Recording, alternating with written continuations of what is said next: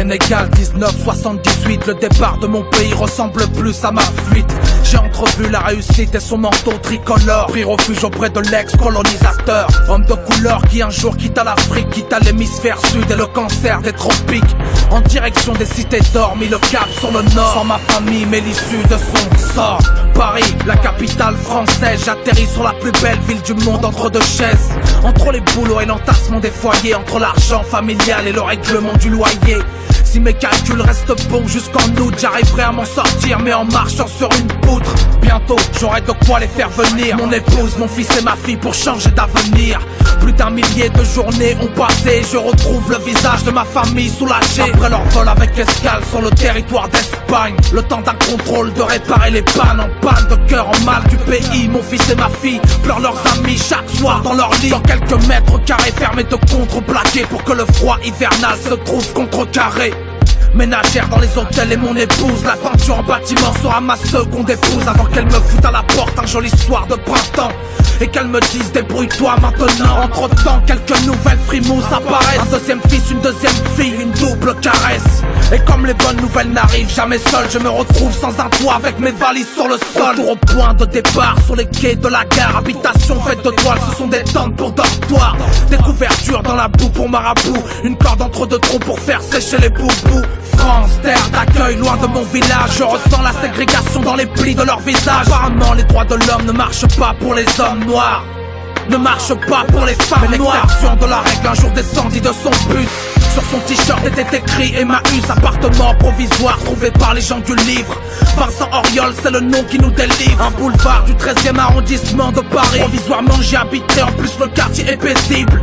La charpente a l'air solide mais le bois est sec. Un incendie n'en ferait qu'une bouchée de pain sec. Sans attendre j'emménage avec ma femme de ménage, avec mes problèmes d'argent et mes enfants en bas âge. J'envisage de rester peu de temps ici, alors j'entreprends les démarches à la mairie de Paris.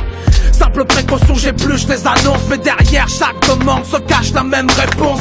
On vous rappellera, la porte est déjà louée. Si parfois j'avais d'avance de quoi payer 3 loyers. 15 ans pour comprendre le système, 15 ans de lettres mortes envoyées au ministère. Trop étroit est devenu ce double effroi, et sans les troncs car les petits se sont fait mordre par les rats. Insalubrité au rendez-vous des crasseux, suffisant pour mon espèce, pour les gens de ma race. Voici la France des odeurs qui ressurgit, le tas de poussière qu'on a glissé sous un tapis. Dernière couche de peinture au plomb, c'est là leur socialisme. Mais ce sont nos enfants qui souffrent de saturnisme. Et je repense à ma venue de Dakar, le rêve européen s'est transformé en cauchemar. Mais depuis quelques semaines, elle craque. Son fils de 6 ans aurait été mordu par un rat en pleine nuit. Il était monté ici, après elle est venue par ici, après il a sauté ici, après maman. Mais aujourd'hui, les habitants craignent pour leur sécurité et redoutent un incendie. Voici l'heure d'un repos bien mérité. Après une dure journée de labeur, je m'assois devant la télé. Mais qu'est-ce qu'il y a encore? Vous devriez déjà être couché, n'avez-vous pas vu l'heure? Je me dirige vers la porte qui mène à l'autre appartement, qui sert de salle de jeu et de chambre pour enfants.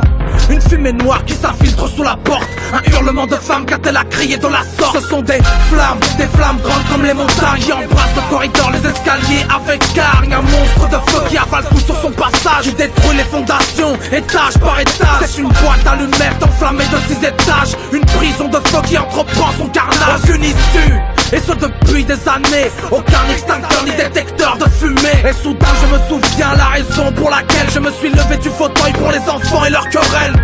Désormais séparé par l'incendie, je cherche le regard d'un de mes fils, d'une de mes filles. Ne bougez pas, j'appelle les combattants du feu, car papa n'est pas assez fort pour sauter dans le feu. Sauter dans le brasier d'un immeuble insalubre, autant fermer les yeux et prier fort pour son salut. 10 minutes se sont passées, aucune sirène, aucune aide. Les entrées sont scellées, dirigez-vous vers les fenêtres à plat ventre.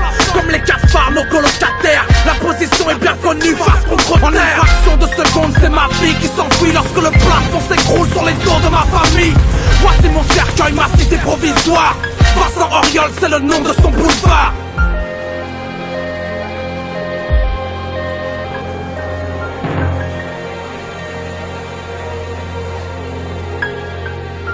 Ans, 17 personnes sacrifiées, 14 14 enfants ont péri sur le bûcher. Bien souvent l'atrocité de la mort fait bouger les choses, car désormais ils seront logés sous les roses.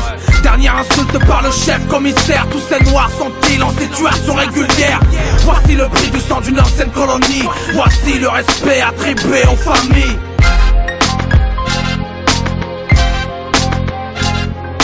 Voici le respect attribué aux familles. Jamé, Gassama, Cissé, Konaté, Diarra, Si, Traoré, Sissoko, Dembélé et les familles de l'hôtel Opéra. Paix.